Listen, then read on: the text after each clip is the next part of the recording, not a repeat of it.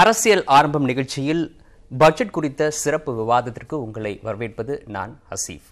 நேற்றைய தினம் மிகுந்த ஒரு எதிர்பார்ப்புக்கு இடையே மத்திய அரசினுடைய அந்த இடைக்கால பட்ஜெட் தாக்கல் செய்யப்பட்டது. இந்த பட்ஜெட் தாக்கல் செய்யப்படுவதற்கு முன்னர் இது ஒரு இடைக்கால பட்ஜெட்டாக அமையாது. ஏனென்றால் தேர்தலுக்கு முன்னர், நாடாளுமன்ற தேர்தலுக்கு முன்னர் தாக்கல் செய்யப்படக்கூடிய பட்ஜெட். அந்த வகையில் இது ஒரு முழு பட்ஜெட்டிற்கான அம்சங்கள் இந்த பட்ஜெட்டில் இடம்பெற்றிருக்கும்.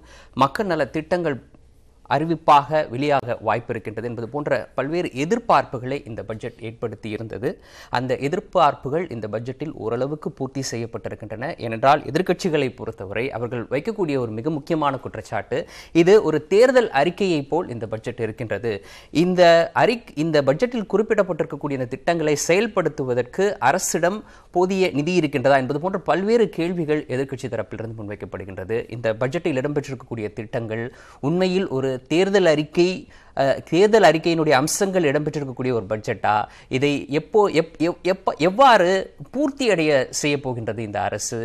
அல்லது அடுத்து இன்னொரு அரசு அமைய இருக்கின்றதா? அவ்வாறு ஒரு இன்னொரு அரசு அமையும் பொழுது அதற்கு இந்த பட்ஜெட்டில் இடம்பெற்றிருக்கக்கூடிய அம்சங்களை நிறைவேற்றுவதில் ஒரு சவால் அந்த அரசுக்கு இருக்குமா என்பது போன்ற பல்வேறு விஷயங்கள் இன்றைய தினம் பேச இருக்கின்றோம். நம்முடைய அரங்கத்தில் பொருளாதார தளத்தில் பல்வேறு துறைகளில் பணியாற்றக்கூடிய சோமவல்லியப்பன், ஷியாம் சேகர் மற்றும் ஜெயரஞ்சன் ஆகியோர் இன்றைய தினம் நம்மோடு இணைந்திருக்கின்றார்கள். வணக்கம் சார். நான் இப்போ பேசின விஷயத்திலிருந்து என்னுடைய முதல் கேள்வி, இது ஒரு முழு பட்ஜெட்டுக்கான அம்சங்கள் இந்த இடைக்கால பட்ஜெட்டில் இடம்பெற்றிருக்கதா சொல்கிறாங்க. அதை நீங்கள் எப்படி பார்க்குறீங்க சார்? கொடுத்துருக்காங்க. அவங்க முழு பட்ஜெட்டுக்கான வரவு செலவை தான் கொடுத்துருக்காங்க. இந்த ஆண்டு மொத்தம் ரெவின்யூ 27 லட்சம் கோடி ரூபாய் இருக்க போகிறது. மொத்த செலவு அதே 27 லட்சம் கோடி ரூபாய் இருக்க போகிறது. கடனாக ஒரு 7 லட்சம் கோடி ரூபாய் வாங்க போகிறோம்.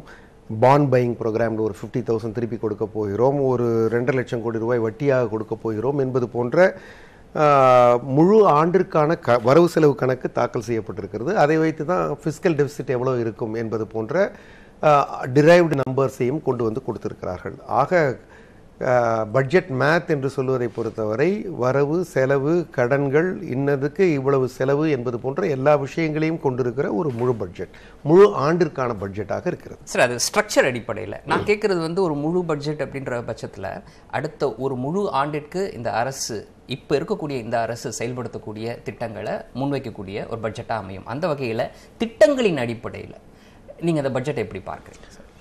கரெக்ட்.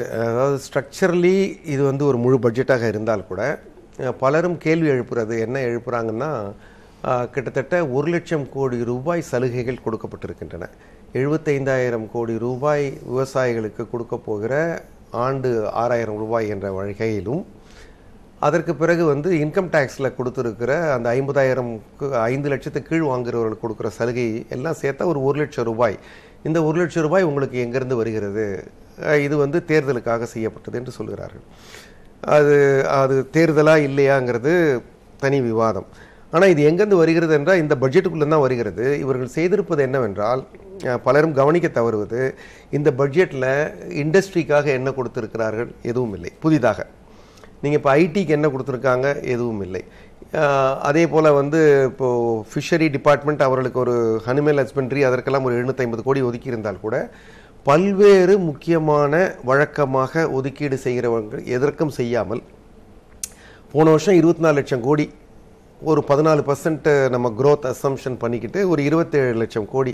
இந்த 27 லட்சம் கோடிக்கு நாம் செலவுகள் செய்கிற பொழுது குறிப்பாக அதிக மக்களை சென்றடையக்கூடிய 10 கோடி 12 கோடி பேரை சென்றடையக்கூடிய 2-3 திட்டங்களுக்கு மட்டும் மேஜர் அலோகேஷன் பண்ணிட்டு மற்ற எல்லாவற்றையும் பழையது போலவே நகர்த்தி வைத்து விட்டு ஒரு பட்ஜெட்டை முடித்து விட்டார்கள் என்று சொல்லலாம். சில துறைகள் விடுபட்டிருக்கு, பல துறைகள் விடுபட்டிருக்கு. ஷியாம் சார், உங்களுடைய கருத்து, இது ஒரு முழு பட்ஜெட்டுக்கான அம்சங்கள் இதில் இடம்பெற்றிருக்கா? இல்லை, அடிப்படையில் முழு ஆண்டுக்கான கணக்கு தான் முதல்ல கொடுப்பாங்க. ஓட் ஆன் அக்கௌண்ட் அடுத்த பட்ஜெட் வரைக்கும் தான் செல்லும். ஆனாலும் எப்போவுமே ஓட் ஆன் அக்கௌண்ட்லேயும் நெக்ஸ்ட் இயருக்கு ப்ரொஜெக்ஷன் கொடுக்கறது தான் வழக்கம். மறுபடியும் அந்த எண்களை முழு பட்ஜெட்டில் மறுபடியும் அதை அதை மறுபடியும் அவங்க ஊர்ஜிதப்படுத்துவாங்க, இல்லை சற்று மாற்றி அமைப்பார்கள். இதுதான் மரபு தொடர்ந்து நடந்து வருவது. அதைத்தான் இதில் செய்திருக்கிறார்கள் இது எண்களை பொறுத்தவரை. ஆனால் இந்த அனௌன்ஸ்மெண்ட்ஸ் ஓகே, 2014 2 முக்கியமான அனௌன்ஸ்மெண்ட்ஸ் பட்ஜெட் இந்த ஓட் ஆன் அக்கௌண்ட்டில் வந்தது. இன்டரிம் பட்ஜெட்னு அப்போவே சொல்ல ஆரம்பித்தாங்க.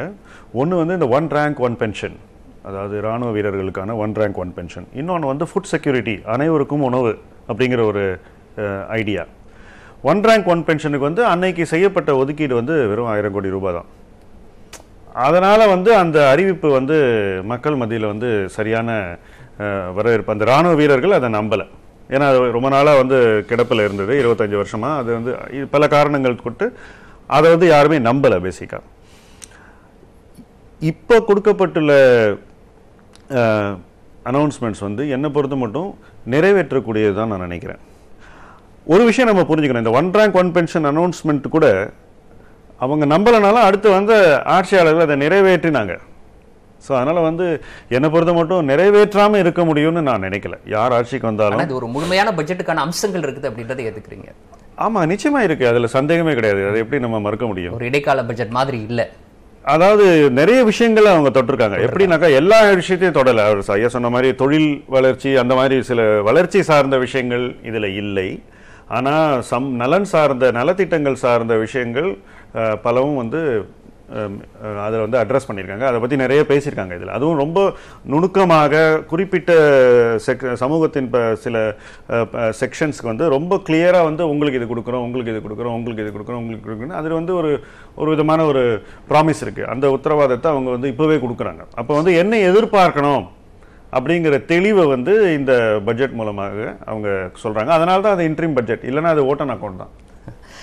ஜெயரஞ்சன் சார், நீங்க கேட்டிருப்பீங்க, இப்போ இந்த பட்ஜெட்டை பொறுத்த வரைக்கும் இது வந்து ஒரு தேர்தல் அறிக்கை போல, பாஜகவினுடைய தேர்தல் அறிக்கை போல இருக்கு அப்படின்ற ஒரு கருத்து முன்வைக்கப்படுது. அதை நீங்க எப்படி பார்க்கறீங்க சார்? எல்லா சமயத்திலுமே தேர்தல் அறிக்கைகள் தான். இதில் என்ன புதுசாக இப்போ மட்டும்? எப்பயுமே தேர்தல் அறிக்கை தானே. பட்ஜெட் மட்டும்தான் தேர்தல் அறிக்கையா? பேசுறது எல்லாமே தேர்தல் அறிக்கை தான். கருப்பு பணத்தை ஒழித்து விடுவோம், தேர்தல் அறிக்கை தான். ஜிஎஸ்டி அமல்படுத்தினோம், தேர்தல் அறிக்கை தான். 9% வளர்றோம், தேர்தல் அறிக்கை தான். 6.5% தான் வேலை வாய்ப்பின்மை இருக்குன்னா அதுவும் தேர்தல் அறிக்கை தான். இல்லைன்னா தேர்தல் அறிக்கை இல்லாமல் என்ன இருக்குது? எல்லாம் தேர்தல் அறிக்கைகள் தான். என்ன புதுசாக நம்ம கேள்வி கேட்குறீங்க? ஒன்று. ரெண்டாவது வந்து என்ன அப்படின்னு கேட்டிங்கன்னா, இப்போ ஷியாம் சொல்கிறாருல, என்னது சமுதாயத்தின் பல பகுதி மக்களுக்கு ரொம்ப தெளிவாக வந்து சொல்கிறாங்க, நாங்கள் இதெல்லாம் செய்ய போகிறோம்ட்டு. அதாவது இது எப்பயுமே என்ன அப்படின்னு கேட்டிங்கன்னா, நம்மளுடைய 30-40 வருஷமாக என்ன நடந்துகிட்டு இருக்கு, 1991க்கு பிறகு என்ன நடக்குது அப்படின்னு பார்த்தீங்கன்னா, இந்த நவதாராளமய கொள்கை அப்படின்னு ஒன்று ஆரம்பிக்கிறாங்கல்ல, அது ஆரம்பித்ததுக்கு பிறகு முன்னாடியுமே உண்டு. எப்படி அப்படின்னு கேட்டிங்கன்னா, பெருமுதலாளிகளுக்கும் அரசுக்கும் வந்து ஒரு தொடர்பு இருந்துக்கிட்டே இருக்கும். எப்படின்னா அது வந்து லைசன்ஸ் ராஜ், பர்மிட் ராஜ் அப்படிலாம் வந்து நம்ம நண்பர் ஷியாம, நம்ம நண்பர் இவங்கெல்லாம் வந்து எல்லாம் தான் சொல்லிட்டு இருந்தாங்க, என்னென்ன அதெல்லாம் லைசன்ஸ் ராஜ், பர்மிட் ராஜ்னு. இப்போ ஏதோ அவங்களுக்குலாம் வந்து ஏதோ பெருமுதலாளிகளுக்கும் அரசுக்கும் சம்மந்தமே இல்லாத மாதிரியும், அந்த பெருமுதலாளிகள்லாம் வந்து வெறும் சந்தை வழியாக தான் இயங்குறதாகவும் இவங்கெல்லாம் ஒரு கற்பிதத்தை உருவாக்கி வச்சிருக்கிறாங்களே தவிர உண்மை அது கிடையாது. இப்போ எப்படி அப்படின்னு கேட்டிங்கன்னா, எடுக்கக்கூடிய கொள்கை முடிவுகள் அது மட்டும் இல்லை, அலோகேஷன்ஸ் எல்லாமே எப்படி இருக்குது அப்படின்னு கேட்டிங்கன்னாக்கா அவங்களுக்கு என்னென்ன வேணுங்கிறத செஞ்சு கொடுக்குறது. இப்போ ஈஸ் ஆஃப் டூயிங் பிஸ்னஸ்னு ஒரு இண்டெக்ஸ் ஒன்று போடுறாங்கல்ல, அது என்ன அர்த்தம் அப்படின்னு கேட்டிங்கன்னா, முதலாளி வந்து நீ ஜாலியாக இருக்கிறதுக்கு உனக்கு என்னென்னலாம் வேணுமோ அதெல்லாம் சொல்லு, உன் முதல் வந்து பத்திரமா இருக்கும், அதை போட்டு எடுத்துகிட்டு போ. அது என்ன லேபரை வந்து காலி பண்ணணுமா காலி பண்ணுவோம், விவசாயத்தை காலி பண்ணணுமா காலி பண்ணுவோம், நிலத்தை கையகப்படுத்துவோம் படுத்துவோம் அப்படின்னு எல்லாம் பண்ணிவிட்டு அப்புறம் என்னன்னு கேட்டிங்கன்னா கடைசியில் என்ன தெரியுமா, இதில் இருக்க பெரிய முரணை, வெறும் பெருமுதலாளியோட நீங்கள் வாழ்ந்துட முடியாது. கடைசியில் எலெக்ஷன் வரும்போது நீங்கள் என்ன செய்யணும் அப்படின்னு கேட்டிங்கன்னா, எவனெல்லாம் அடிச்சு காலி பண்ணிக்கலாம் அவன்கிட்டலாம் போய் ஓட்டு கேட்கணும். அப்போ ஓட்டு கேட்கும்போது என்ன செய்யறது அப்படின்னு கேட்டிங்கன்னாக்கா, அந்த ஷியாம் சொன்னார்ல, பாலிஸ்டாக சொன்னார், என்ன சொன்னார் அப்படின்னு கேட்டிங்கன்னா, சமுதாயத்தின் எந்தெந்த பகுதிகளுக்கு என்னென்ன செய்வோம்னு கண்டுபிடிச்சி இப்போ செய்கிறாங்கன்ட்டு. அந்த கண்டுபிடிப்பு எதுக்கு அப்படின்னு கேட்டிங்கன்னா, பெரிய அவங்க மேலே இருக்க அக்கறை நல்லா கிடையாது. அதெல்லாம் எதுக்கு அப்படின்னு கேட்டிங்கன்னா, போய் ஓட்டு வாங்கி தொலைக்கணுமா அவங்கள்ட்ட அடுத்த 5 வருஷத்துக்கு. அதுதான் ஏதாவது ஒழிச்சிட்டோம்னு வச்சுங்க, ஒரு டிக்டேட்டர்ஷிப் போயிட்டோம்னா இந்த தொல்லையே கிடையாது, எல்லாரும் அப்படியே தான் இருக்கணும். நீங்கள் இந்த பட்ஜெட் என்ன தெரியுமா உங்களுக்கு, அதாவது நாங்கள் என்ன பண்ணோமோ அதே தான் நீங்கள், அதில் ஒன்றும் மாற்றம்லாம் கிடையாது. என்ன மாற்றம் கிடையாது, விவசாயியா அப்படிதான் இருக்க போகுது, பிரைசிங் அப்படிதான் இருக்க போகுது, பாலிசி அப்படிதான் இருக்க போகுது, டேர்ம்ஸ் ஆஃப் ட்ரேட் அப்படிதான் இருக்க போகுது. நீ கஷ்டம் தானே சொல்ற, இந்த 500 ரூபா வச்சுக்க மாசம், அவ்வளவுதான். இந்த பிச்சைக்காரன் தெருவில் வந்து கேட்டானாக்கா அவனுக்கு ஒரு 2 ரூபாய் போட்டு அனுப்பிச்சு போகும்போம்ல, அது மாதிரி. அதே மாதிரி லேபரை பொறுத்த வரைக்கும் என்ன எல்லா லாபம் அமெண்ட் பண்ணி நீங்க சொல்ல விரும்புறது இந்த மாதிரியான இலவச திட்டங்கள், விலையில்லா பொருட்கள், இலவச திட்டங்கள், இது மாதிரியான திட்டங்கள் அப்படின்றது, அதாவது இலவசமா நீ பணம் கொடுத்தாலும் சரி பொருளாக கொடுத்தாலும் சரி அரசு கொடுக்கிறது தவறுன்றீங்களா?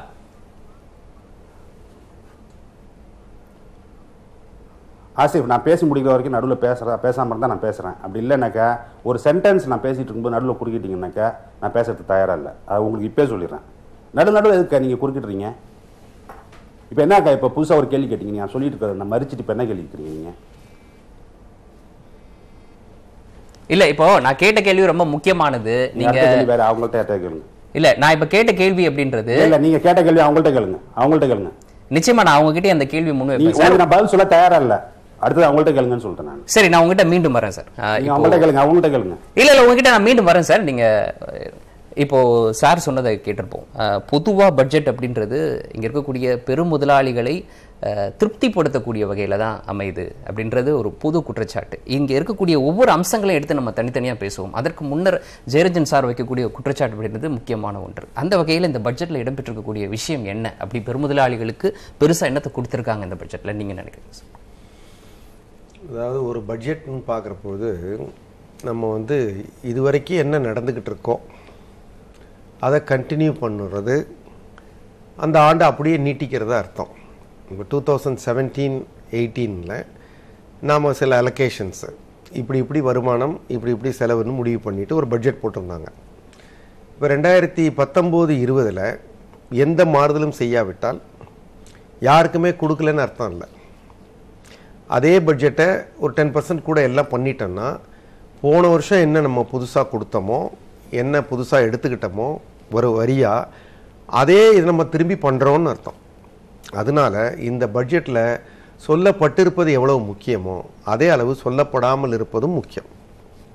இப்போது எதெல்லாம் சொல்லப்படலையோ அதெல்லாம் untouched and it continues from the past என்று அர்த்தம்.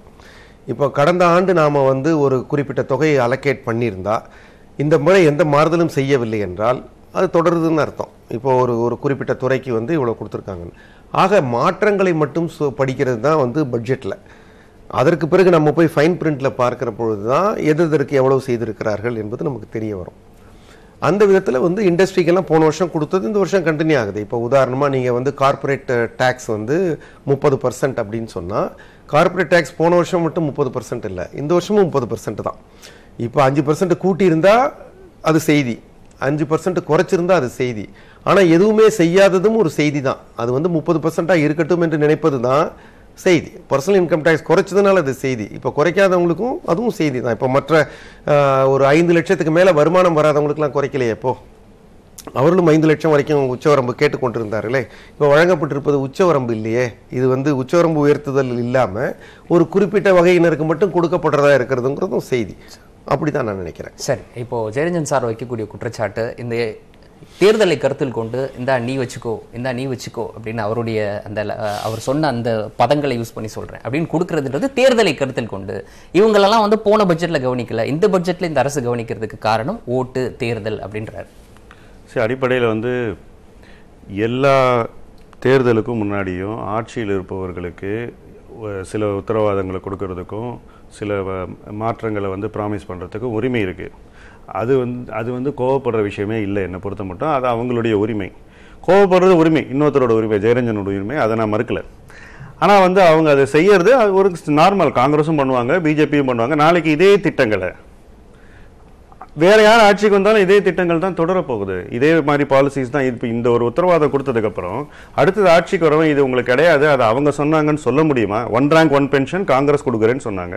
ஆனால் பிஜேபி அதை நிறைவேற்றி தான் ஆகணும். அதனால இன்னைக்கு நாடு எதை நோக்கி போயிட்டு இருக்குன்னா, இன்னும் வைடர் இன்க்ளூஷன் நிறைய பேருக்கு நிறைய செய்ய வேண்டிய ஒரு காலகட்டத்தில் தான் நம்ம இருக்கோம். ஒரு சின்ன உதாரணம் நான் சொல்கிறேன். தமிழ்நாட்டில் 2007 கேஸ் அடுப்பு கொடுத்தாங்க இலவசம். அந்த திட்டம் தான் இன்னைக்கு உஜாலான்னு நாடு தழுவி இருக்கு.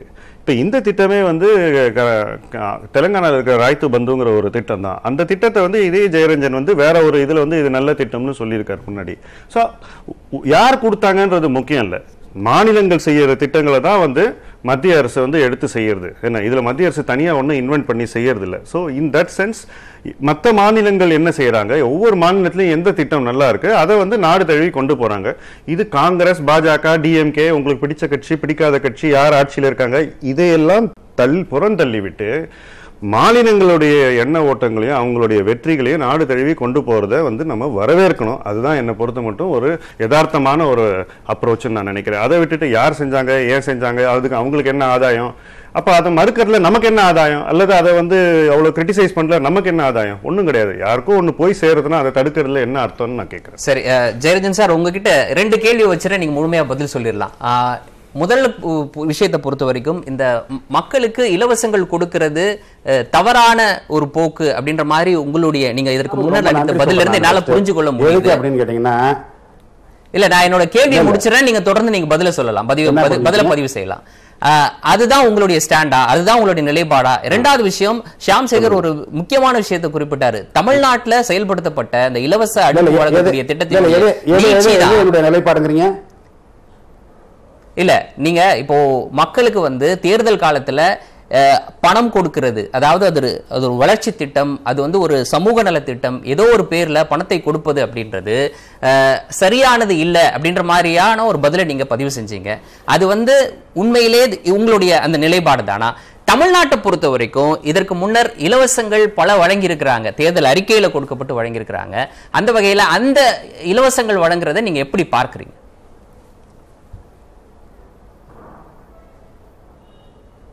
முதல்ல வந்து ஷியாம் சேகருக்கு நான் வந்து ஒரு நன்றி சொல்கிறேன். எப்படி அப்படின்னு கேட்டிங்கன்னா, ஒரு திட்டத்தை எப்படி நான் பார்க்கணும், எப்படி அதை பார்க்கக்கூடாது, எதெல்லாம் பிறந்தவனும் எதெல்லாம் முன்னாடி வைக்கணும் அப்படின்லாம் அவர் எனக்கு சொல்லி தந்தார். ரொம்ப நன்றின்னு சொல்கிறேன் அவருக்கு. ரொம்ப நாளாச்சு அவரை பார்த்து, அதனால் அவருக்கு ஒரு நன்றி சொல்லிடுறேன். ரெண்டாவது வந்து என்ன அப்படின்னு கேட்டிங்கனாக்கா, இந்த நீங்கள்லாம் நான் எந்த ஒரு அடிப்படையான ஒரு கருத்து சொல்கிறேன், நீங்கள் யாருக்குமே அது ஏன் அது நீங்கள் அதை பற்றி பேச மாட்டேங்கிறீங்க. நான் என்ன சொல்கிறேன் தெரியுமா, இந்தியாவில் அக்ரிகல்ச்சருங்கிற பாலிசி வந்து எப்படி இருக்குது அப்படின்னு கேட்டிங்கன்னா, ப்ரைசிங் பாலிசி அப்படிங்கிறது அக்ரிகல்ச்சருக்கு எகென்ஸ்டாக இருக்குது.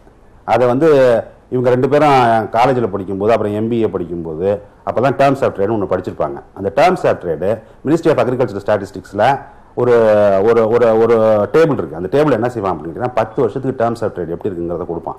அதில் எடுத்து பாருங்கள், ரெண்டு பேரும் எடுத்து போய் பாருங்கள். அதில் 8 வருஷம் வந்து அக்ரிகல்ச்சருக்கு எகென்ஸ்டாக இருக்குது. அதுதான் ஸ்ட்ரக்சரல் இஷ்யூ. அதை விட்டுட்டு நீங்கள் என்ன சொல்கிறீங்க, தெலுங்கானா பண்ணதெல்லாம் நான் வரவேற்கிறேன், இந்தியா கவர்மெண்ட் ஆஃப் இந்தியா பண்ணால் நான் எதுக்குறேன்னு சொல்கிறீங்களே. சரி, எந்த ஸ்டேட் கவர்மெண்ட்டாவது டேர்ம்ஸ் ஆஃப் ட்ரேடை மாற்றி அமைக்க முடியுமா?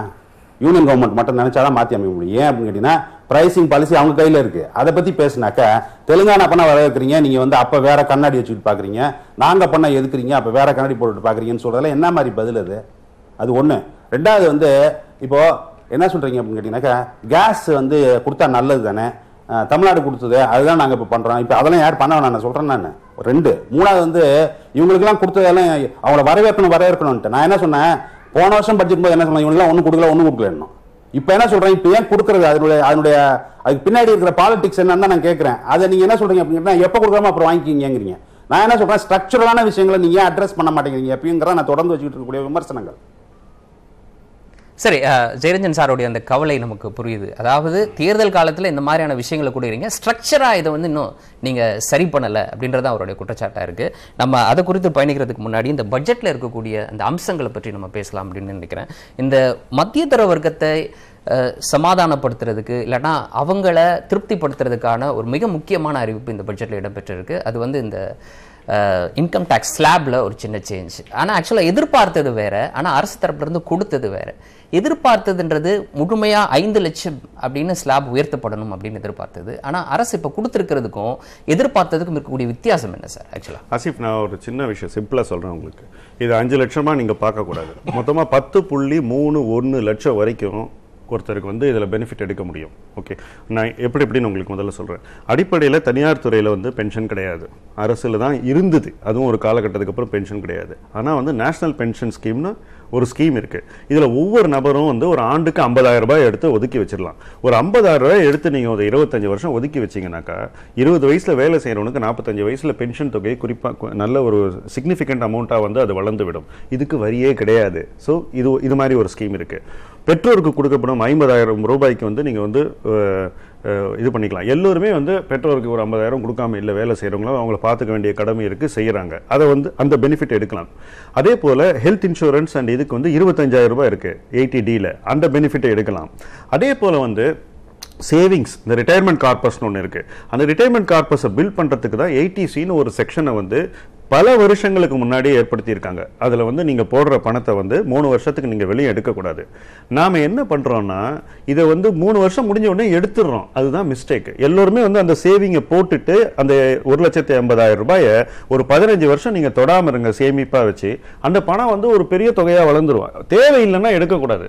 நம்ம என்ன பண்ணுறோம், அதே ரொட்டேட் பண்ணுறோம். ஒன்று எடுத்து அடுத்த வருஷத்துக்கு போட்டு டேக்ஸ் சேவிங்கை வந்து டேக்ஸ் அவாய்டன்ஸுக்கு தான் யூஸ் பண்ணுற வழி அந்த சேவிங்கிற வார்த்தையை வந்து நம்ம வந்து முழுங்கி துப்பிடுறோம். இந்த மாதிரி பல விஷயங்கள் வந்து நமக்கு ஏற்கனவே சலுகைகள் இருக்கு. இந்த சலுகைகள் எல்லாம் ஒன்னா எடுத்து பார்த்தீங்கன்னா 10.1 lakhs வரை 10.31 lakhs வரைக்கும் நமக்கு வந்து வரி கிடையாது. கிட்டத்தட்ட ஒரு 80,000 ரூபாய் சம்பாதிக்கிற ஒருத்தர் 85,000 ரூபாய் சம்பாதிக்கிற ஒருத்தருக்கு வந்து மாதம் வரி கிடையாது. இதனால வந்து 3 கோடி நபர்கள் வந்து இன்னைக்கு வந்து வரி அந்த டாக்ஸ் நெட்டுக்கு வெளியேற போயிடுறாங்க. ஆனால் ஆக்சுவலாக வெளியே போக மாட்டாங்க. என்னுடைய ஜட்மெண்ட் என்னன்னா இன்னைக்கு வந்து இன்னும் நம்ம வளரலாம், இன்னும் ஏர்ன் பண்ணிட்டு கொஞ்சம் டாக்ஸ் பண்ணி கேபிட்டல் பில்ட் பண்ணக்கூடிய ஒரு டெண்டன்சியை வந்து இது வளர்க்கும்னு நான் நினைக்கிறேன். சரி சார், நீங்க அதை அப்படிதான் பாக்குறீங்களா? உண்மையிலேயே 3 கோடி பேர் அந்த டாக்ஸ் அந்த நெட்ல இருந்து வெளில வராங்களா இந்த அறிவிப்பின் மூலமா? வந்து இப்போது ஒரு ஆளுக்கு அதை அப்படி பார்க்கலாம். இன்னொரு விதமாக என்ன பார்த்தா, இந்த ஒரு 3 கோடி பேருக்கு ஆண்டுக்கு 12,500 ரூபாய் வரி மிச்சமாகிறது. அவங்க வந்து கட்ட வேண்டிய வரி வந்து 12,500 தான். 2.5 லட்சம் ரூபாய் வரைக்கும் வருமான வரி கிடையாது. 2.5 லட்சத்துலேருந்து 5 லட்சம் வரைக்கும் வந்து 5% இருக்குது. அந்த 5% ஆன் 2.5 lakhs பார்த்தீங்கன்னா 12,500 ரூபா இருக்குது. இது ஒரு கால்குலேஷன். 3 கோடி பேருக்கு ஆளுக்கு 12,500 ரூபா அடுத்த நிதியாண்டில் வருமான வரி கட்ட வேண்டிய தேவை குறைகிறது.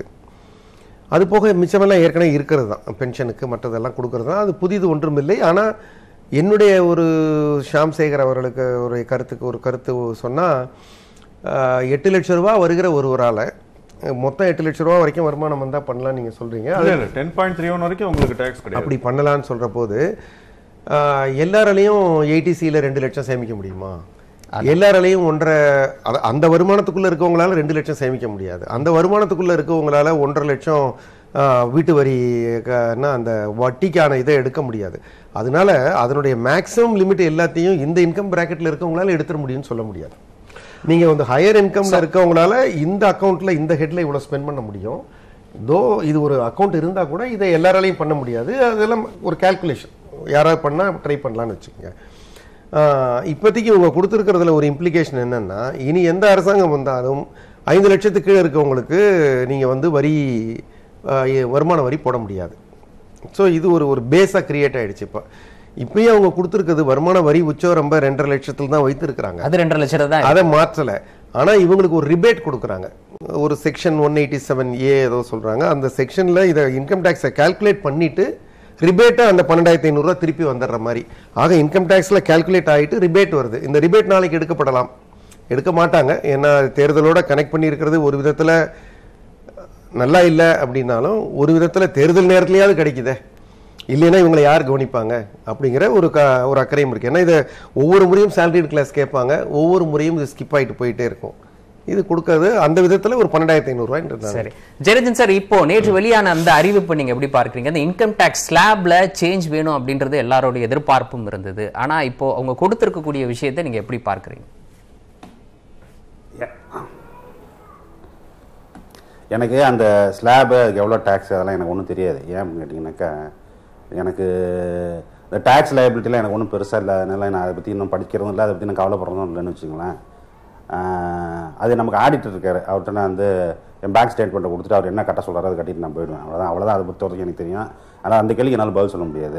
ஆனால் என்ன எனக்கு சொல்ல தெரியும் அப்படின்னு கேட்டிங்கனாக்கா, இந்த டைரக்ட் டேக்ஸஸ்ன்னு நம்ம சொல்கிறோம்ல, இன்கம் டேக்ஸு, கார்பரேட் டேக்ஸு, அதெல்லாம் வந்து எப்போயுமே என்ன சொல்லுவாங்க அப்படின்னு கேட்டிங்கனாக்கா, அது ரொம்ப குறைச்சலாக இருக்கும்பாங்க. ஆனால் அது சொல்லிவிட்டு அடுத்த தடவை என்ன செய்வாங்க அப்படின்னாக்கா, ஸ்லாப் அதிகமாக்குறது, அப்புறம் எக்ஸம்ஷன் கொடுக்கறது, கார்பரேட் டேக்ஸை குறைக்கிறது, அதெல்லாம் நடந்துக்கிட்டே இருக்கும். இப்போது ஃபஸ்ட்டு கேள்விக்கு பதில் சொல்லும்போது, இப்போ என்னென்னு கேட்டிங்கனாக்கா, இண்டஸ்ட்ரிக்கு என்னெல்லாம் கொடுத்துருந்தாங்களோ அதெல்லாம் தொடருது அப்படின்ட்டு. முன்னாடியெல்லாம் என்ன செய்வாங்க அப்படின்னு கேட்டிங்கனாக்கா, டேக்ஸ் ஃபோர்கான்னு ஒரு ஐட்டத்தில் எல்லாம் சொல்லியிருப்பாங்க, எவ்வளோலாம் நாங்கள் கன்செஷன் கொடுத்தோன்னு. இப்போ அதுக்கு போல் அதுக்கு பேரை மாற்றிட்டு என்னது revenue impact due to tax இன்சென்டிவ்னு ஏதோ ஒன்று வச்சுருக்காங்க, அதில் கொடுக்குறாங்க. அதெல்லாம் ஒன்றும் அதெல்லாம் எதுவும் குறைச்சல, அதெல்லாம் குறைக்கவே இல்லை, அதெல்லாம் அப்படியே தான் தொடர்ந்துகிட்டு இருக்குது. ஆனால் என்ன அப்படின்னு கேட்டிங்கன்னா, இன்கம் டேக்ஸ்லேருந்து வரக்கூடிய வருமானத்தில் வந்து எங்களுக்கு இவ்வளோ ரூபா போயிடும் அந்த ஸ்லாபில் அதிகமாக்குறதுனாலன்னு சொல்லிட்டு, அல்லது ஸ்லாப் அதிகமாகிருக்காங்களா இல்லை ரிபேட் எதாவது கொடுத்துருக்காங்களா, சோம வள்ளியப்பன் சொன்ன மாதிரி, அது என்னன்னு தெரியாது எனக்கு. அது ஏதோ ஒன்று பண்ணியிருக்காங்க. அதன் மூலமாக என்ன நடக்கும் அப்படின்னு கேட்டிங்கன்னா, மொத்தமாக வந்து இன்டைரக்ட் டேக்ஸில் வந்து எவ்வளோ கலெக்ட் பண்ணிட்டு இருக்காங்களோ அது பாட்டில் அதில் கலெக்ட் பண்ணிட்டே இருப்பாங்க. ஒன்று.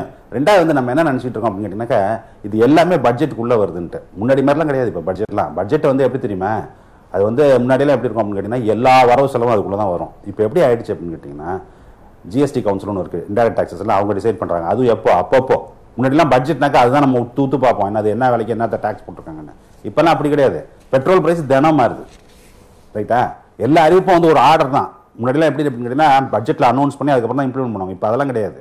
இப்போ என்னென்னா அன்னன்னைக்கு ஒரு ஆர்டர் போட்டுடலாம். என்னது, நான் வந்து எக்ஸைஸ் டியூட்டி இப்போ ஒன்றும் இல்லை, பெட்ரோல் ப்ரைஸ் இன்டர்நேஷனல் மார்க்கெட்டில் வந்து க்ரூட் ப்ரைஸ் குறைஞ்சது இல்லை, குறைய எப்படி அதிகமாச்சு, அத்தனை 3 வருஷத்தில் இத்தனை % அதிகமாக்குனாங்களே எக்ஸைஸ் டியூட்டியும். இது எப்படி அவங்களால பண்ண முடிஞ்சது அப்படின்னு பார்த்தீங்கன்னா அப்பப்போ ஒரு ஆர்டர், என்னது இதில் இன்னிலேருந்து இவ்வளோ போடுறேன், இன்னிலேருந்து இவ்வளோ போடுறேன், இன்னிலேருந்து இவ்வளோ போடுறேன்ட்டு. அது ஒன்று. ரெண்டாவது வந்து அதை போடுறதையும் எப்படி போடுறாங்க அப்படின்னு கேட்டிங்கன்னா அது ரொம்ப கேர்ஃபுல்லாக பண்ணுறாங்க. என்னென்னா இதில் இந்த டேக்ஸில் ஒரு காம்பனண்ட் மட்டும் தான் டிவிசிபிள் பூலுக்கு போவோம், பெரிய இன்னொரு காம்பனண்ட் போகாது. இவங்க போடுற ஆர்டர்ஸ் எல்லாமே எப்படி இருக்கும் அப்படின்னு கேட்டிங்கன்னா டிவிசிபிள் பூலுக்கு போகாத அளவுக்கு போட்டுருவாங்க. எப்படி அப்படின்னா வர்ற பணம்லாம் யூனியன் கவர்மெண்ட்டே வச்சுக்கலாம், அது வந்து ஸ்டேட்டுக்கு கொடுக்க வேண்டியதில்லை. இப்போ ₹1 நீங்கள் ஒரு வரி செலுத்துறீங்க அப்படின்னு சொன்னோம்னா 24 பைசா மட்டும் 25 பைசா மட்டும் தான் எதுக்கு வருது அப்படின்னா டிவிசிபிள் பூலுக்கு வருது. 75 பைசா அவங்க வச்சுக்கிறாங்க. இப்போ அந்த மாதிரி எல்லாத்தையும் பட்ஜெட்டுக்கு வெளியில் பண்ணிட்டு நீங்கள் வந்து அதெல்லாம் ஒன்றும் பண்ணல, இதெல்லாம் ஒன்றும் பண்ணல அப்படிங்கிறது. ரெண்டாவது வந்து என்ன தெரியுமா, பட்ஜெட் டெபிசிட் இவ்வளோ குறைச்சலாக வச்சிருக்கோம்னு சொல்கிறாங்கல்ல, அதுவுமே ஒரு பெரிய டுபாக் ஒரு வேலை தான் என்னை பொறுத்த வரைக்கும். என்ன அப்படின்னு கேட்டிங்கன்னா பாரோயிங்ஸ் எல்லாம் இதில் இல்லை, எல்லாத்தையும் வெளியிலே வச்சுருக்காங்க. எல்லாத்தையும் இப்போ எவன் கடன் வாங்குறானோ அவன் தனித்தனியாக வாங்கி வச்சுக்கிற மாதிரி ஏற்பாடு பண்ணிடுறாங்க. அது மாதிரி பண்ணிட்டு இதுக்குள்ளே ரிப்போர்ட்டே பண்ணுறது இல்லை. அப்போ இது எப்படி ஒரு காம்ப்ரஹென்சிவான பட்ஜெட் மக்கள் எப்படி போய் பாதிக்க போகுதுங்கிறது எப்படி நம்ம இதுக்குள்ளே பேச முடியும்? இல்லை ஜெயரஞ்சன் சார், அங்கே டெபிசிட் பற்றி பேசும்பொழுது அவங்க டெபிசிட் வந்து கண்ட்ரோலில் இல்லை அப்படின்றத அவங்களே ஒத்துக்கிறாங்க. 3.1 அப்படின்றது ஜிடிபிலேருந்து 3.1 அப்படின்றது அவங்க டார்கெட்டாக இருந்தாலும் இந்த தடவை 3.4, லாஸ்ட் டைம் 3.3, இந்த தடவை 3.4 அப்படின்றத அவங்களே ஒத்துக்கிறாங்க. ஏங்க நான் அது கண்ட்ரோலில் இருக்கணும்னு நான் சொன்னேன்னா? நானும் சொல்லியே, நான் எங்கே சொன்னேன் உங்கள்கிட்ட டெபிசிட் வந்து கண்ட்ரோலில் இருக்கணும்னு? நான் உங்கள்கிட்ட சொல்லலையா? எஃப்எம்ஆர்பி படி தான் இருக்கணும்னு நான் சொன்னேன் உங்கள்கிட்ட? இல்லையே, எனக்கு அதில் உடன்பாடே கிடையாது அந்த கருத்தில். அதனால் அதை பற்றி நான் கவலையும் பட மாட்டேன். இந்த ஸ்ட்ரக்சர் பற்றி உங்களுக்கு இதே இல்லை, கவலையே இல்லை. அது உள்ள அந்த டெபிசிட்குள்ளே இருக்கணும், இந்த பர்சன்டேஜ்க்குள்ளே இருக்கணும் அப்படின்ற அந்த ஸ்ட்ரக்சரே தவறு அப்படின்றீங்க. அந்த கொள்கை வந்து என்ன கொள்கை அப்படின்னா அது எதற்காக உருவாக்கப்பட்டது அதெல்லாம் வந்து அதெல்லாம் தெரிஞ்சதுனாக்க நீங்கள் அதை பற்றி கவலைப்பட மாட்டீங்க. அது எதற்கு உருவாக்கப்பட்டது அப்படின்னு கேட்டிங்கன்னா இன்ஃப்ளேஷனை கண்ட்ரோலில் வைக்கணும். இன்ஃப்ளேஷனை கண்ட்ரோல் வைக்கிறது யாருக்காகனா மக்களுக்காகன்னு இவங்க சொல்கிறாங்க. ஆனால் அவங்க செய்யறது எதற்கு அப்படின்னு கேட்டிங்கனாக்கா ஃபாரின் டைரக்ட் இன்வெஸ்ட்மெண்ட்ஸும் அது பல வடிவத்தில் வருது இல்லை, அவர்கள் வந்து என்ன செய்கிறாங்க அப்படின்னு கேட்டிங்கனாக்கா உத்து பார்த்துக்கிட்டே இருக்காங்க. அதை வந்து அந்த பேசிஸில் தான் என்ன செய்வாங்க அப்படின்னா இன்டர்நேஷனல் ரேட்டிங் ஏஜென்சிலாம் ரேட்டிங் கொடுப்பாங்க அவங்களுக்கு. அப்போது நீங்கள் என்ன கவலை எதை உத்து கவனிச்சிக்கணும் அப்படின்னு கேட்டிங்கன்னா எவன் எக்கடு கடாலும் சரி, நம்ம ஊரில் எவன் செத்தாலும் சரி, எவன் போனாலும் சரி, இன்ஃப்ளேஷனை வந்து கண்ட்ரோல் வைக்கணும். அப்போ தான் அதே மாதிரி டெபிசிட்டை கண்ட்ரோல் வைக்கணும். அது ரெண்டையும் வச்சிங்கன்னா மட்டும்தான் அவனை சாட்டிஸ்ஃபை பண்ண முடியும். அது ஒன்று. ரெண்டாவது, நம்ம பெரிய பெரிய முதலாளிகள் இருக்காங்கல்ல, அவங்க இன்டர்நேஷனல் பாரோவிங் போகும்போது இன்டர்நேஷனல் ரேட்டிங் ஏஜென்சி என்ன அவங்களுக்கு ரேட்டிங் கொடுத்துருக்காங்களோ அதுக்கு தகுந்த மாதிரி தான் அவங்களுக்கு வாங்கக்கூடிய பாரோவிங் இன்ட்ரெஸ்ட் ரேட்டு. அது ரெண்டும் தான் ரொம்ப குரூஷியலாக அவங்க பார்ப்பாங்களே தவிர மற்ற எல்லாமே வெளியில் சொல்கிறதெல்லாம் வேற. எது மக்கள் வந்து பாதிக்கப்பட்டுருவாங்க, மக்கள் பாதிக்கப்பட்டுருவாங்க, புவர்னா ரொம்ப பாதிக்கப்படுவாங்கன்னு ரொம்ப புவர் மேலே ரொம்ப அக்கறையாக வர சொல்லுவாங்க. என்ன சொல்லுவாங்க, இன்ஃப்ளேஷன் மாதிரி ஒரு மோசமான விஷயமே கிடையாது, புவர் தான் ரொம்ப பாதிக்க போகுதுன்னு. டோட்டல் பெனிஃபிட் எடுத்து போட்டு பார்ப்போம். யாருக்கு இன்ஃப்ளேஷன் 1% அதிகமாச்சுன்னா யாருக்கு எவ்வளோ பெனிஃபிட்னு ஒரு கால்குலேஷன் போட்டு பார்த்தீங்கன்னா உங்களுக்கு தெரியும் அது என்னன்ட்டு. சரி, நிச்சயமாக நான் இது ஒரு மிக முக்கியமான விஷயங்களை பகிர்ந்திருக்கிறாங்க. அதை பற்றி நான் உங்ககிட்ட கேள்வியை முன்வைப்பதற்கு முன்னர் அரசியல் ஆரம்பம் நிகழ்ச்சியில் ஒரு சிறிய இடைவேளை. அரசியல் ஆரம்பம் தொடர்கின்றது. சார், இப்போ ஜெயரஞ்சன் பேசினதை கேட்டோம். இப்போ இந்த ரேட்டிங் அப்படின்றதெல்லாம், அதாவது இன்ஃப்ளேஷனை கண்ட்ரோலில் வச்சுக்கிறது, டெபிசிட்டை வந்து கண்ட்ரோலில் வச்சுக்கிறது, இது எல்லாமே வந்து உள்நாட்டு மக்களினுடைய கடைசி சிட்டிசனுடைய நன்மைக்கானது கிடையாது. இங்கே வந்து வெளிநாட்டு மூலதனத்தை ஈர்க்கிறது, அப்புறம் கடன் பெறுறதுக்கு நாங்கள் தகுதியான நபர் அப்படின்றத உறுதி செய்கிறதுக்கு அப்படின்றது மட்டும்தான் அப்படின்ற ஒரு விஷயத்தை முன்வைக்கிறார். நீங்கள் இதை எப்படி பார்க்குறீங்க? ஜெயரஞ்சன் சார் சொல்கிறது சரியாக இருக்கலாம். கூடுதலாக ஒரு கருத்து சொல்லணும்னா, இப்போது பணவீக்கம் அதிகமாக இருந்தால் முன்னே இருந்ததை விட இப்போ பேஸ்கெட் ஆஃப் கூட்ஸ் மாற்றிக்கிட்டே இருக்காங்க. முன்னாடி வந்து இன்னென்ன பொருட்கள் விலை ஏறினால் அது விலைவாசி உயர்வாக கருதப்படும் அப்படிங்கிறத இப்போ மாற்றிக்கிட்டே இருக்காங்க. ஆனாலும் கூட இந்தியாவில் நாம் இன்னும் ஹோல்சேல் ப்ரைஸ் இண்டெக்ஸ் தான் பார்க்குறோம், நம்ம கன்சியூமர் ப்ரைஸ் இண்டெக்ஸை பார்க்கணும். இது போன்ற அதை குறித்த பல்வேறு கருத்துக்கள் இருக்கிறது. ஆனால் ஒரு நாட்டில் இன்ஃப்ளேஷன் வந்து ரொம்ப அதிகமாக இருந்ததுன்னா முதல்ல பாதிக்கப்படுவது மக்கள். ஒரு விலைவாசி உயர்வை தான் அது பிரதிபலிக்குது. அப்போது விலைவாசி உயர்வு மக்களை பாதிக்கும். ரெண்டாவது, ஒரு நாடு வந்து எவ்வளோ வேணாலும் கடன் வாங்கி கொண்டே போகலாம் என்றால் அது வந்து ஒரு GDP to debt to GDP என்று ஒரு ரேஷியோ வைத்திருக்கிறார்கள். ஒரு 65% 70% நாம் இப்போ நெருங்கிக்கிட்டு இருக்கோம். இன்ஸ்பைட் ஆஃப் நம்ம 2.84 ட்ரில்லியன் எக்கானமி ஆன பிறகும் கூட. ஒரு ஒரு ஒரு தனி மனிதனோ ஒரு நிறுவனமோ ஒரு நாடோ அதனுடைய பொருளாதார ஆரோக்கியம் என்பது அது எவ்வளவு சம்பாதிக்குது, அதுக்கு எவ்வளோ கடன் இருக்கிறது என்கிற ஒரு அளவீடும், அது வாங்க வேண்டிய பொருட்களுடைய விலைகள் உயர்ந்து கொண்டே போகிறதா என்பதை பொறுத்தும் அமையுது. இது ரெண்டினுடைய இண்டெக்ஸ் தான் இன்ஃப்ளேஷனும் கடன் அளவும். இப்போ வெளிநாட்டில் இருக்கிற ரேட்டிங் ஏஜென்சிஸ் எல்லாம் இதை பார்க்கிறார்கள் என்பது உண்மை. அவங்க ஏன் பார்க்குறாங்கன்னா, இந்தியாவுக்கு கடன் கொடுக்கலாமா, இந்தியாவில் முதலீடு செய்யலாமா, இந்தியாவில் செய்கிற முதலீடு திரும்ப வருமா வராதா, அது ஒரு பத்திரமான நாடு தானான்னு பார்க்கறதுக்கு இது ரெண்டையும் பார்க்குறாங்க. இந்தியாவில் வெளிநாட்டில் மட்டும் இல்லை, இந்தியாவுக்குள்ளே கடன் கொடுக்குறவங்க கூட பேப்பர்ஸ் இருக்குது, டிஃப்ரெண்ட் பேப்பர்ஸ், டெட் பேப்பர்ஸ்ன்னு சொல்கிறதுல AAA rating, A+ rating, B rating, C rating எல்லாம் இருக்குது. தனி நபர்களுக்கு கூட அவர்கள் கடன் வாங்கி திருப்பி செலுத்தின அடிப்படையில் அவர்களுக்கு சிபில் ஸ்கோர் என்று இருக்கிறது. ஆக ஒரு நாடு வாங்குகிற கடன் அளவு, அது திருப்பி கொடுக்குற திறன், இது ரெண்டையும் வச்சு பார்த்துட்டு கடன் கொடுக்குறவர்கள் கொடுப்பார்கள். அவங்க சொல்கிற மாதிரி வெளிநாட்டு நிறுவனங்களும் இதை கவனிக்கிறார்கள், இதை பார்க்குறாங்க. வெளிநாட்டிலேருந்து இங்கே இந்தியாவில் முதலீடு செய்கிறவங்களும் இதை பார்க்குறாங்க.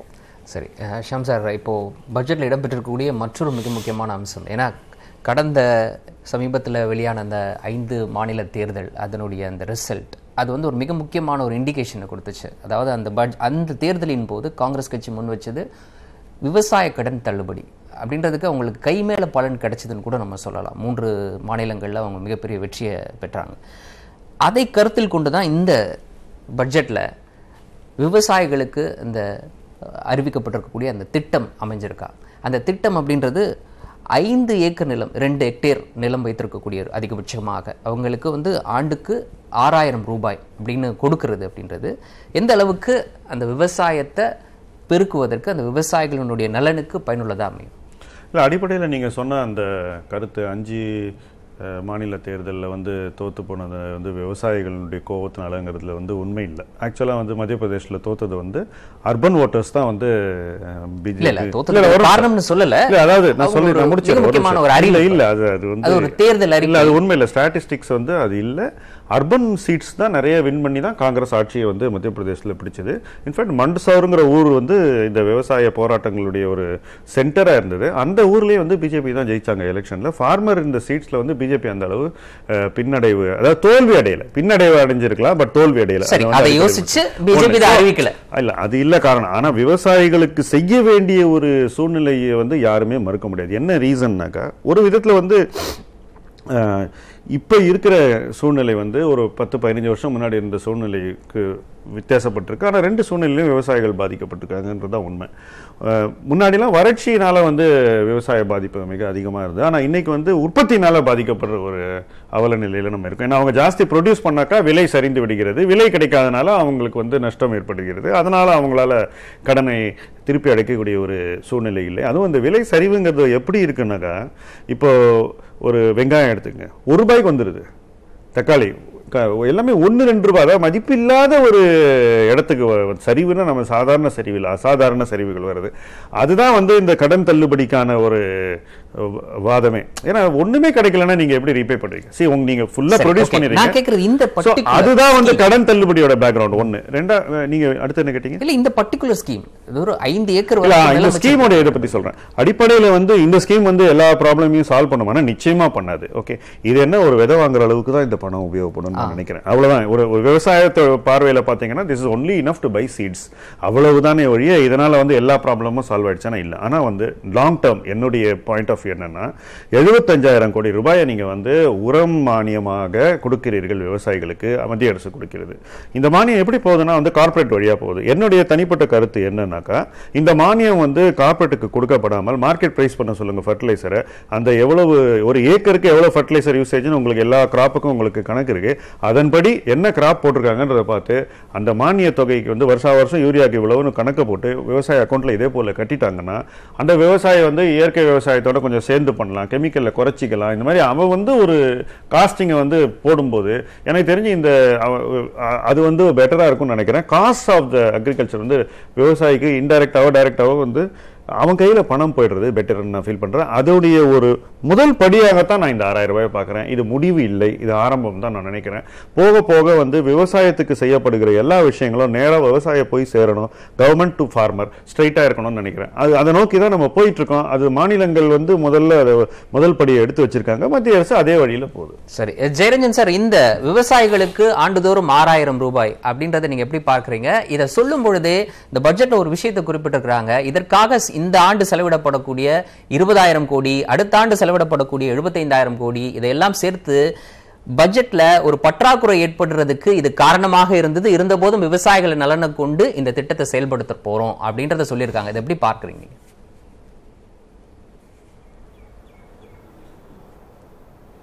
எங்க விவசாயி வந்து வருஷத்துக்கு இழக்கிறது வந்து 3 லட்சம் கோடி.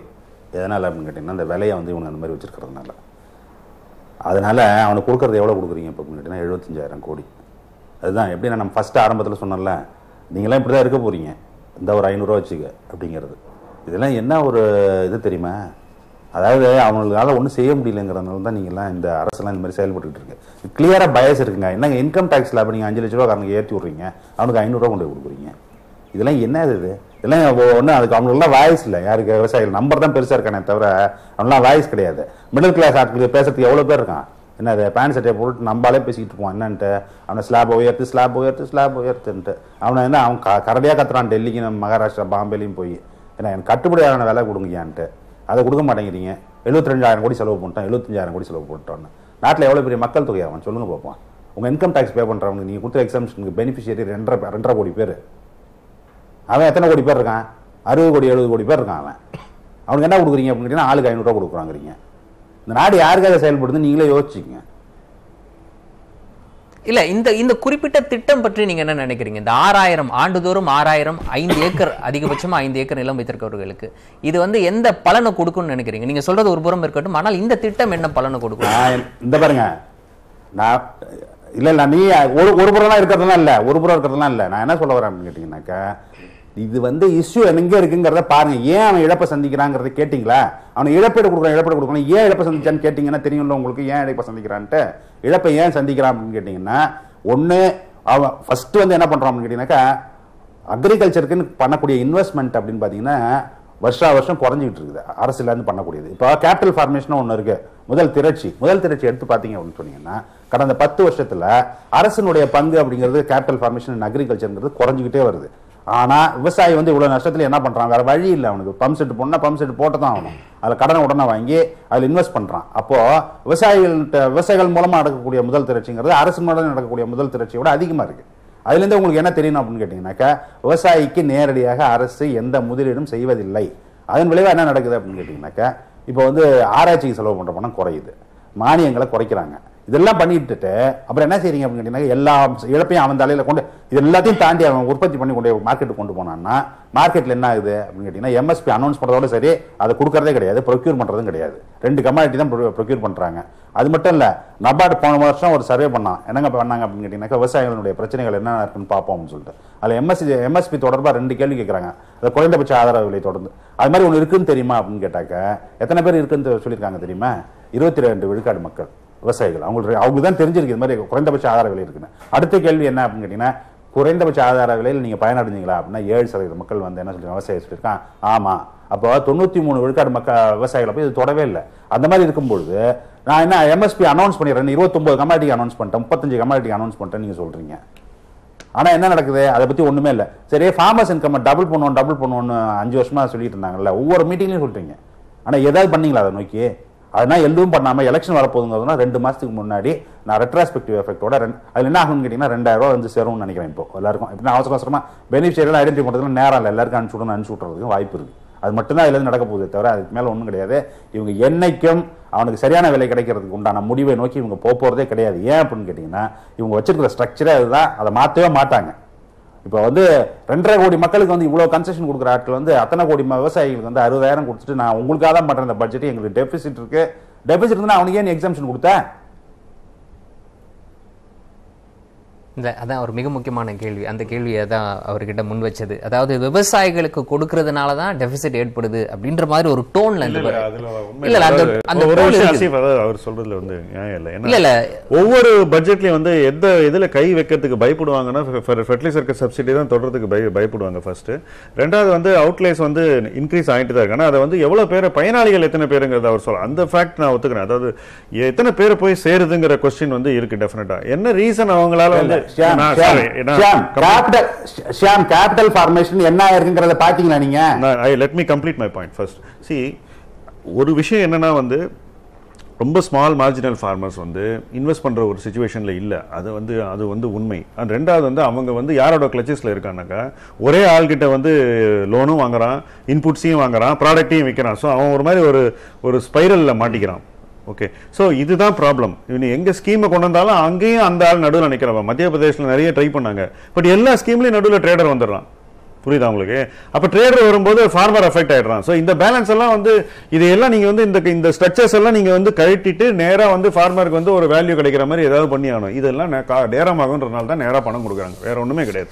சரி, அடுத்து வந்து பசு பாதுகாப்புக்கு அப்படின்னு ஒரு 750 கோடி ரூபாய் ஒதுக்கியிருக்காங்க. இந்த கேள்வியை நம்ம முன்வைக்கிறதுக்கு முன்னாடி ஒரு பொருளாதார அடிப்படையில் இதை பார்த்தோம்னா, இப்போ இந்தியா இருக்கக்கூடிய நிலைமையில மாடுகளினுடைய எண்ணிக்கை குறைஞ்சிட்டு வருது, இதனால் விவசாயம் பாதிக்கப்படக்கூடிய ஒரு சூழல் இருக்குது அப்படின்ற மாதிரியான ஒரு உண்மை நிலவுதா?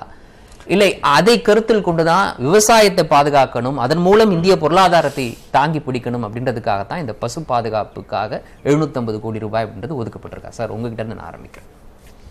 இல்லை, அவங்க எதுக்காக ஒதுக்குனாங்கன்னு எனக்கு தெரியாது. அவங்க ஒதுக்கினதுக்காக 750 கோடின்னு எனக்கு தெரியும். அவ்வளோ குறைச்சிருக்கு. லாஸ்ட் இயர் 750, இப்போ 300. இதுக்கான காரணம் இப்போ நிறைய விஷயங்கள் 200 கோடி 300 கோடி 500 கோடின்னு இருக்கும். இதை வந்து அவங்க இந்த 350 கோடி, அதாவது 75,000 கோடி இருக்குது, 50,000 கோடி இருக்குது, நிறைய கோடிகள் இருக்குது. மொத்தம் 27 லட்சம் கோடி ரூபா பட்ஜெட்ல 350 கோடி ரூபாயை அவர் பார்லிமெண்ட்லேயே சொல்றாருன்னா அவர் யாரோ ஒரு குறிப்பிட்ட சாராரை திருப்திப்படுத்துறதுக்காக சொல்றாரு, அவ்வளவுதான். அதுக்கு மேல இந்த தொகை வந்து இந்திய பட்ஜெட்ல வந்து ஒரு சிறிய தொகை, ஒரு சென்டிமெண்ட் அது பண்ணியிருக்காங்கன்னு நான் நினைக்கிறேன். உங்களுடைய பெரிய பொருளாதார தாக்கம் கொடுக்கிற தொகை இல்லை. இது ஒரு கொள்கை. நான் இதுல இருக்கேன், என்ன பசு பாதுகாப்புல இருக்கேன், உன்னையும் நான் கவனிச்சுக்கிறேன்னு யாருக்கோ செய்தி சொல்றாங்க. சரி, அடிப்படையில் இந்த கவு பாலிடிக்ஸில் வந்து சில முரண்கள், இந்தியா எவ்வளோ பெரிய கான்ட்ரடிக்ஷன் நம்ம நாடுங்கிறதுக்கு சில விஷயங்கள் நான் சொல்லிக்க விரும்புகிறேன். ஃபர்ஸ்ட் வந்து world's largest exporter of beef நம்ம தான் இன்றைக்கும். இந்த அடிப்படை உங்களுக்கு தெரியுமா? இந்தியா தான் world's largest exporter of beef. அதனால் வந்து எண்ணிக்கை குறையுதுன்ற வாதம் வந்து சரி கிடையாது, ஒன்று. ரெண்டாவது வந்து இப்போ சமீப காலங்களில் வந்து ஒரு பெரிய ஒரு ஃபேடுன்னு சொல்லலாம். இந்த மாதிரி நேட்டிவ் கவுஸ் வந்து நம்ம வந்து எல்லாத்தையும் விட்டுட்டோம், ஃபாரின்லேருந்து ஹோல்ஸ்டீன் அந்த மாதிரி ஹைபிரிட் கவுஸை கொண்டு வந்ததுனால நேட்டிவ் மாடல்லாம் அழிஞ்சு போச்சு. அதனால் நம்மளுடைய எப்படி பாரம்பரிய விதைக்கு ஒரு மூவ்மெண்ட் இருக்கோ அதுபோல் இதுக்கு ஒரு மூவ்மெண்ட் இருக்குது. இதில் ஒரு ரிலிஜியஸ் ஆங்கிளும் இருக்குது, இதில் ஒரு கல்ச்சரல் ஆங்கிளும் இருக்குது. நீங்கள் இப்போ ஜல்லிக்கட்டு மூவ்மெண்ட் பார்த்தீங்க, ஜல்லிக்கட்டு மூவ்மெண்ட் சொல்கிற விஷயமும் இந்த சப்ஜெக்டில் இப்போ பாஜக சொல்கிற விஷயமும் கிட்டத்தட்ட ஒரே லைனில் தான் வருது. இப்போ யாரோடைய நிலை? அதனால நாட்டு மாடுகளை வந்து பாதுகாக்கணும், அந்த வெரைட்டிஸ் அதை வந்து இம்ப்ரூவ் பண்ணணும். அதனுடைய உண்மையா இல்லையா நாட்டு மாடுகளுடைய இப்ப உண்மையா இல்லையாங்கிறத நீங்களே முடிவு பண்ணீங்க. ஆனா வந்து இந்த இவங்க பிஜேபி சொல்ற கவு ப்ரொடெக்ஷன் அவங்களுடைய ஆங்கிள் வந்து there is a religious angle, there is a social angle, ரெண்டுமே இருக்கு. இப்ப இந்த நம்ம ஊர்ல சொல்லப்படுற அந்த விஷயம் வந்து பூரா cultural and social angle, religious angle கிடையாது நம்ம ஊர்ல. ஆனா வாதம் ஒண்ணுதான். ஸோ நாட்டு மாடை ப்ரொடெக்ட் பண்ணணும் அப்படின்னு சொன்னாக்கா அந்த இதை விரும்பி ஏற்கிறதுக்கு ஒரு கான்ஸ்டிடியூன்சி இருக்கு. அந்த கான்ஸ்டிடியூன்சியை திருப்திப்பட அவங்க ஒரு அனௌன்ஸ்மெண்ட் பண்றாங்க. சரி, ஜெயரஞ்சன் சார், இறுதியா இதை பற்றி உங்களுடைய கருத்து? இந்த பசு பாதுகாப்பிற்காக ஒரு தொகை ஒதுக்கப்பட்டிருக்குது, இதை நீங்க எப்படி பார்க்குறீங்க? அடுத்த பட்ஜெட்ல கோமியம் வந்து ஸ்டோர் பண்ணி ப்ரொக்யூர் பண்ணி அதை ஸ்டோர் பண்ணி அதுக்கு எம்எஸ்பி அனௌன்ஸ் பண்ணி அதை வந்து மார்க்கெட் பண்றதுக்கு உண்டான அமைப்பு நான் நிறுவப்படும்னு எதிர்பார்க்குறேன். நான் இல்லை, ரொம்ப சிம்பிளாக ஒரு விஷயத்த சொல்லியிருக்கிறாரு. அதாவது நீங்கள் சொன்ன ஆங்கிள் இருந்து தான் அதை நம்ம அணுக வேண்டியது. இப்போ ஜெயரஞ்சன் சார் சொல்றது விவசாயம் செய்கிறவங்க வந்து நாட்டு மாடை வச்சுட்டு செய்யலாம் அப்படின்றது வந்து நாடு தழுவி இருக்கு. நம்ம ஊர்லேயும் நம்மாழ்வார் இருந்தார். இப்போ சுபாஷ் பாலேகர்னு மகாராஷ்டிரா இருக்கார். அவர் 10 வருஷம் முன்னாடி வந்து ஈரோட்டில் ஒரு கான்ஃபரன்ஸ் போட்டார். நானும் அந்த கான்ஃபரன்ஸ் அட்டன் பண்ணேன். 5000 பேர் இருந்தாங்க. சாதாரண இல்லை. 5000 people attended கான்ஃபரன்ஸ். இப்போ அவங்களெல்லாம் அவங்க யோஜனைகள்லாம் அரசு ஏற்று இயற்கை விவசாயம் விரும்புகிறவங்க செய்யலாம், அவங்களுக்கு ஊக்குவிக்கிறோன்னு சொல்கிறது. இயற்கை விவசாயம் செய்யணும்னாக்கா நாட்டு மாடு தேவைங்கிறது தான் வந்து அடிப்படை. இது அதுக்கு கொஞ்சம் ஒரு சின்ன அலோகேஷன் கொடுக்கறதுல வந்து பெரிய ஒரு தவறு இருக்கிறதா நான் நினைக்கிறேன். இல்ல பசு அப்படின்றது அப்படிப்பட்ட அழிவை நோக்கி போயிட்டு இருக்கா அந்த பர்டிகுலர் இனம் அப்படின்றதா இப்ப கேள்வி. நீங்க சொல்றது அந்த காங்கேயம் காளை அழிவை நோக்கி அப்படின்றான ஆதாரங்கள் இருக்கு. அழிவு சார்ந்து இல்ல, நாட்டு மாட்டுடைய வெரைட்டி யாரும் பாதுகாக்கலன்னு ஒரு பர்செப்ஷன் இருக்கு. அந்த பர்செப்ஷனை இவங்க இது மூலம் இந்த அனௌன்ஸ்மெண்ட் சென்டிமெண்ட் தான் அவர் சொன்ன மாதிரி அதை அழிக்கிறோன்னு ஒரு ஃபீலிங் இருக்கு. அந்த ஃபீலிங்கை வந்து அதை வந்து நாங்க அதை பத்தி கேர் பண்றோம்னு அரசு சொல்லுது. அதுல ஒன்றும் தப்பு இருக்குன்னு நான் நினைக்கல. இப்பயும் கூட இருக்கலாம், கிராமங்கள்ல வீடுகள்ல மாடு வளர்க்குறாங்க. அதனால யூபியில தெருவுல எல்லாம் மாடெல்லாம் தெரிஞ்சுக்கிட்டு இருக்கு. ஸ்ட்ரே கேட்டல்னு சொல்றாங்க, அதான் பெரிய மினேசா இருக்குன்னு எல்லாம் சொல்லிட்டு இருக்காங்க. அது வந்து ஓல்டு கேட்டில் வந்து கொல்லாதனால நீங்க வந்து ஒரு ஏஜுக்கு மேல உள்ள யூஸ்லெஸ் கேட்டில் வந்து ஃபார்மர் அபேண்டன் பண்றாங்க சார். அது வேற சப்ஜெக்ட். ஆனா அதுக்காக நாட்டு மாடுக்கு வந்து இன்வெஸ்ட்மெண்ட் பண்ணக்கூடாதுன்னு சொல்றது வந்து என்ன பொறுத்த மட்டும் சரியா இல்ல. அது ஒரு முக்கியமான பாயிண்ட்டும் கூட கிடையாது. அதோட சேர்ந்த சப்ஜெக்ட் தான் அது. வேற சப்ஜெக்ட் ப்ரொடெக்ஷனுக்கும் அந்த விவசாயிகளுக்கு தொல்லையாவே இருக்கு. பசு குண்டர்கள்லாம் வந்து பொலிட்டிக்கல் இயற்கை இல்ல, பசு குண்டர்கள்லாம் பாரம்பரிய விவசாயிகளா?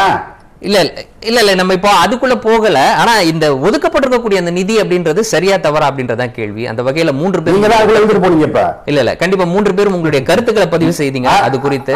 நீங்க தான் அதுக்குள்ள கொண்டு போனீங்க அதை.